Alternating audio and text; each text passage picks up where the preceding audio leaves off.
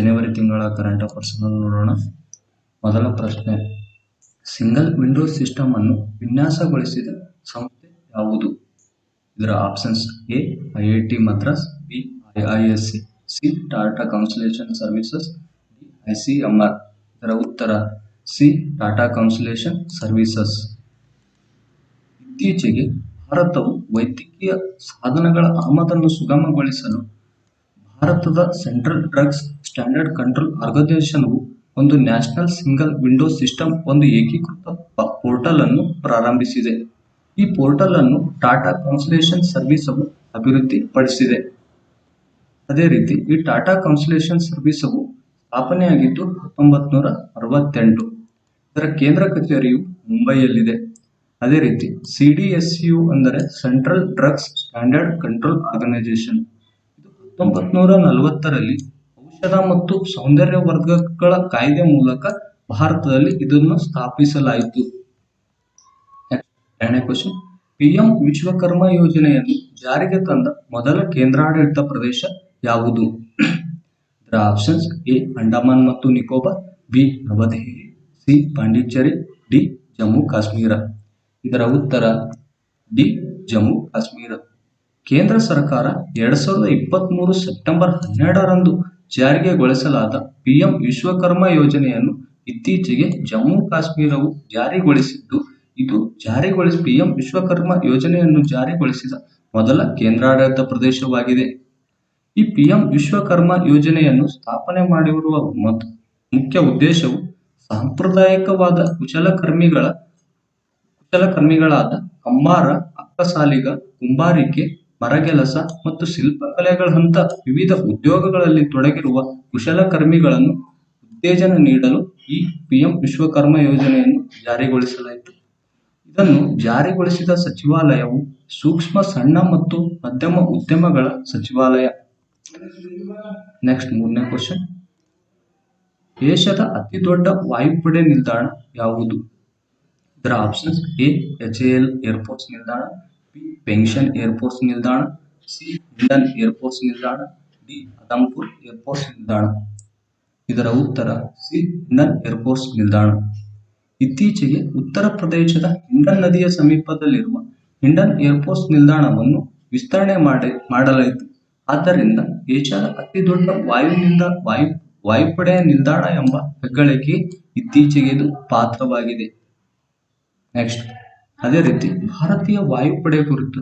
ಭಾರತೀಯ ವಾಯುಪಡೆಯು 1932 ಅಕ್ಟೋಬರ್ 8ರಂದು ಸ್ಥಾಪನೆಯಾಗಿದ್ದು, ಈ ಸ್ಥಾಪನೆಯಾದ ದಿನವಾದ ಅಕ್ಟೋಬರ್ 8ರಂದು ಪ್ರತಿ ವರ್ಷ ಭಾರತೀಯ ವಾಯುಪಡೆ ದಿನವನ್ನಾಗಿ ಆಚರಿಸಲಾಗುತ್ತದೆ.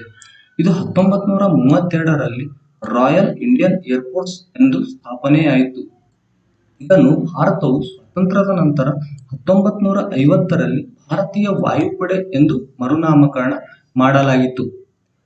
ಈ ಭಾರತೀಯ ವಾಯುಪಡೆಯು ರಕ್ಷಣಾ ಸಚಿವಾಲಯದ ಅಡಿಯಲ್ಲಿ ಕಾರ್ಯನಿರ್ವಹಿಸುತ್ತದೆ.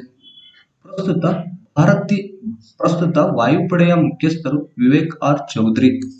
ನೆಕ್ಸ್ಟ್, ಅದೇ ರೀತಿ ಭಾರತೀಯ ವಾಯುಪಡೆ ವಲಯಗಳು: ಕೇಂದ್ರ ವಲಯ ಪ್ರಯಾಗ್ರಾಜ್, ಪೂರ್ವ ವಲಯ ಮೇಘಾಲಯದ ಶಿಲ್ಲಾಂಗ್, ಪಶ್ಚಿಮ ವಲಯ ನವದೆಹಲಿಯಲ್ಲಿದೆ, ದಕ್ಷಿಣದ ವಲಯ ಕೇರಳದ ತಿರುವನಂತಪುರಂ, ನೈಋತ್ಯ ವಲಯ ಗಾಂಧಿನಗರ, ಗುಜರಾತದ ಗಾಂಧಿನಗರ. ನೆಕ್ಸ್ಟ್, ಭಾರತದ 16ನೇ ಹಣಕಾಸು ಆಯೋಗದ ಅಧ್ಯಕ್ಷರನ್ನಾಗಿ ಇತ್ತೀಚೆಗೆ ಯಾರನ್ನು ನೇಮಿಸಲಾಯಿತು? ಇದರ options: A N K. Singh, B Y V. Reddy, C Arvind Panagariya, D K C. Niyogi. ಇದರ ಉತ್ತರ ಸಿ ಅರವಿಂದ್ ಪನಾಗಾರಿಯಾ. ಇತ್ತೀಚೆಗೆ ಕೇಂದ್ರ ಸರ್ಕಾರ 2026ರಿಂದ 2031ರ ಅಧಿಕಾರ ಅವಧಿಗೆ ನೀತಿ ಆಯೋಗದ ಮಾಜಿ ಉಪಾಧ್ಯಕ್ಷರಾದ ಅರವಿಂದ್ ಪನಾಗಾರಿಯಾ ಅವರನ್ನು 16ನೇ ಹಣಕಾಸು ಆಯೋಗದ ಅಧ್ಯಕ್ಷರನ್ನಾಗಿ ನೇಮಿಸಿದೆ. ಈ ಹಣಕಾಸು ಆಯೋಗಕ್ಕೆ ಸಂಬಂಧಿಸಿದ ಒಂದು ಸಂವಿಧಾನದ ವಿಧಿ 280ನೇ ವಿಧಿ ಪ್ರಕಾರ ಇವರನ್ನು ನೇಮಕ ಮಾಡುತ್ತಾರೆ. ಅದೇ ರೀತಿ ಈ ಹಣಕಾಸು ಆಯೋಗ ಸ್ಥಾಪಿಸಿದ್ದು 1951 ನವೆಂಬರ್ನಲ್ಲಿ. ಮೊದಲ ಹಣಕಾಸು ಆಯೋಗದ ಅಧ್ಯಕ್ಷರು ಕೆ.ಸಿ. ನಿಯೋಗಿ. ಅದೇ ರೀತಿ ಇತ್ತೀಚೆಗೆ 14ನೇ ಹಣಕಾಸು ಆಯೋಗದ ಅಧ್ಯಕ್ಷನಾಗಿ ವೈ.ವಿ. ರೆಡ್ಡಿಯವರು ಇದ್ದರು.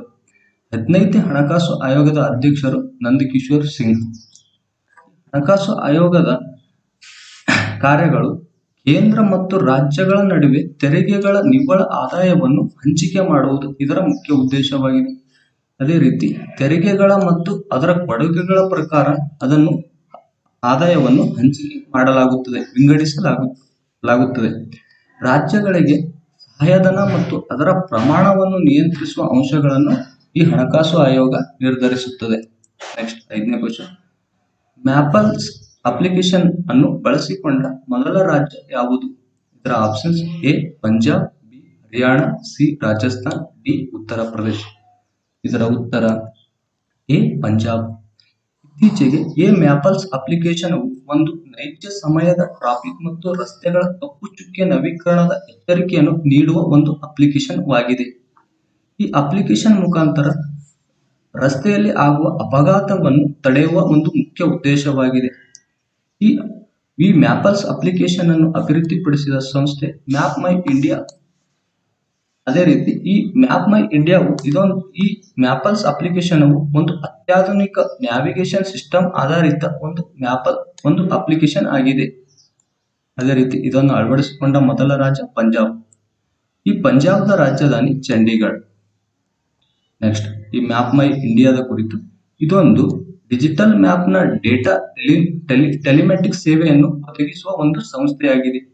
ಇದನ್ನು ಸ್ಥಾಪಿಸಿದ್ದು 1995ರಲ್ಲಿ. ಇದರ ಕೇಂದ್ರ ಕಚೇರಿಯು ನವದೆಹಲಿಯಲ್ಲಿದೆ.